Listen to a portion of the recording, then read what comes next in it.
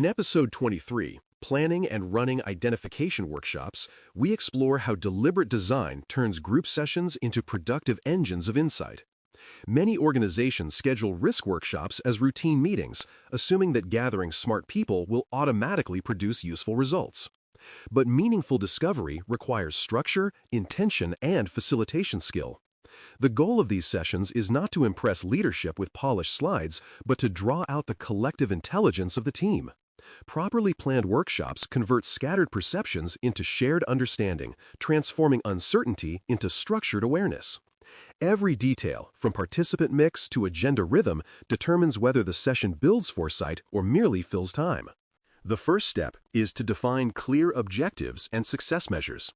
Without them, discussions drift, and participants leave wondering whether progress was made. Objectives might include building an initial risk register for a new program, validating an existing list before planning updates, or identifying opportunities related to innovation efforts. Success measures should be observable, such as producing a defined number of well-structured risk statements, or achieving cross-department agreement on top drivers. Clarity at the start shapes everything that follows: who attends, what questions are asked, and how the output is documented. A workshop without direction is just conversation. One with purpose becomes a catalyst for alignment. Diversity among participants is a strength, not a complication. The most robust risk identification occurs when multiple perspectives challenge assumptions. A homogeneous group may speak fluently but miss entire categories of exposure.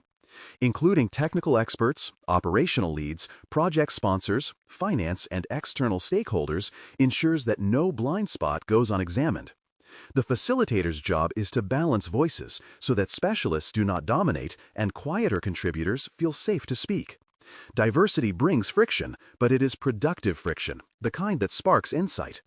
Well-chosen participants mirror the ecosystem of the project, ensuring that every corner of influence is represented in the conversation.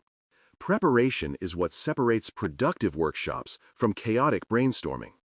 Distributing a concise pre-read helps everyone arrive with shared context. This document should outline key assumptions, project boundaries, and any constraints already known. It may also include summaries of prior risk registers, relevant performance data, and a reminder of the organization's risk taxonomy. A good pre-read primes participants' thinking while keeping them within scope. The goal is not to bias the conversation with predetermined conclusions, but to ensure everyone starts with the same understanding of where and why they are identifying risks. Prepared minds make for faster, richer sessions. Designing the agenda requires a careful balance between divergence and convergence. The first phase should encourage idea generation without constraint, while the latter channels those ideas into structure and clarity. A purely divergent workshop overwhelms participants with unfiltered noise. One that converges too quickly stifles creativity. Alternating modes, open brainstorming followed by gentle clustering, maintains energy and progress. Time should be allocated for reflection and breaks to prevent fatigue.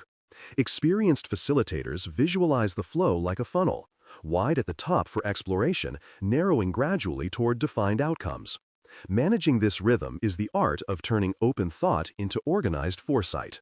Effective prompts are the anchor of each discussion segment. They should be tightly linked to objectives and scope, guiding participants to think about what truly matters. A vague prompt like, "What could go wrong?" invites generic answers. A focused one, such as, "What assumptions could fail during vendor integration?" directs attention to actionable details. Prompts should also balance threats and opportunities, asking where the team could gain advantage or efficiency.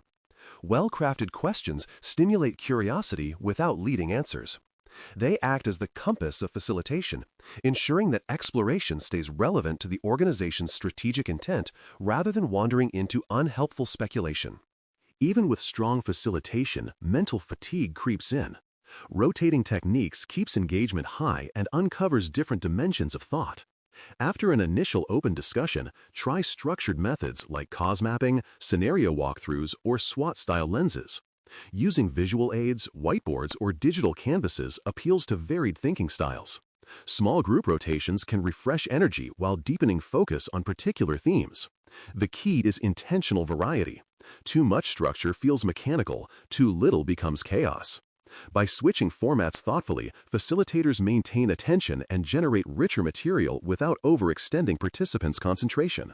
Time discipline keeps workshops sharp and prevents digressions from consuming momentum. Each activity should have a visible time box, clear start and end, and a displayed agenda to reinforce accountability. A parking lot space captures off-topic but valuable ideas for later review, ensuring that contributors feel heard without derailing the group. When participants see their suggestions noted rather than dismissed, they remain engaged. Visible structure communicates respect for everyone's time. It signals that the facilitator values both the creative process and the professional boundaries that keep meetings purposeful. Predictable pacing turns collaboration into progress instead of fatigue. During idea capture, accuracy matters more than polish. Risks should be recorded verbatim, preserving the speaker's original phrasing whenever possible. Paraphrasing may unintentionally distort nuance or shift ownership. A statement written exactly as expressed reflects the speaker's intent and maintains authenticity for later clarification. The recorder can tidy language afterward, but during the workshop, fidelity to the contributor's words matters most. Verbatim capture also builds trust. Participants feel truly heard. It converts dialogue into evidence of collective reasoning and prevents the facilitator's interpretation from filtering which perspectives survive to the next stage of analysis. Once ideas are documented, grouping them by causes rather than effects helps maintain analytical depth. Many teams instinctively cluster around symptoms like schedule delay or budget overrun. Organizing by underlying drivers, such as inadequate resource estimation or supply chain volatility, reveals relationships that matter for prevention. This cause-based clustering transforms a list of concerns into a network of dependencies. It clarifies which risks share origins and which require separate responses. The structure that emerges guides not only future analysis but also accountability, helping teams trace how one weak point might influence many outcomes across the project's lifecycle. After the workshop, quick validation is essential. Within a short window, ideally 1 or 2 days, the facilitator should circulate the captured list for participant review. Memory fades quickly, and early feedback ensures accuracy while enthusiasm remains high. These validations confirm understanding, correct phrasing, and sometimes reveal additional context missed in discussion. Delays at this stage often erode confidence in the results. A timely follow-up keeps momentum alive and demonstrates that the process values participant input. The goal is simple: close the loop while the conversation is still fresh, converting insight into usable documentation. Assigning owners for clarification and next steps keeps accountability clear. Some risks may require additional research, data validation, or consultation before entering the register. Designating a responsible individual for each item prevents diffusion of responsibility.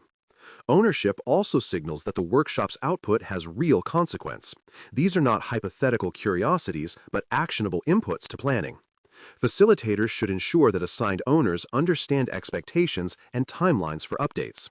This handoff transforms raw discovery into managed knowledge, bridging the gap between brainstorming and structured governance. A well-run workshop does not end when the meeting concludes. A follow-up plan and communication timeline solidify its value.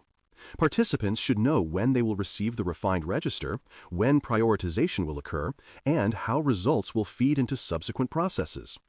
Transparency maintains trust and sets the tone for future sessions. Even a brief summary note thanking contributors and outlining next steps reinforces engagement. Consistent follow-through builds a culture where risk identification feels purposeful rather than procedural, a step forward, not a box checked. At its core, disciplined facilitation delivers breadth. Planning and running identification workshops is less about charismatic leadership and more about structured empathy, knowing how to invite thought, manage flow, and translate ideas into tangible artifacts. Every decision, from the agenda design to the capture method, shapes the completeness of the result. When workshops are intentional rather than improvised, they yield not only better data but stronger collaboration. Risk identification becomes a shared exploration, guided by clear rhythm and trust, where the group sees uncertainty as a field to be mapped rather than feared. Thanks for listening. For more audio courses, daily newsletters, and more, please visit baremetalcyber.com.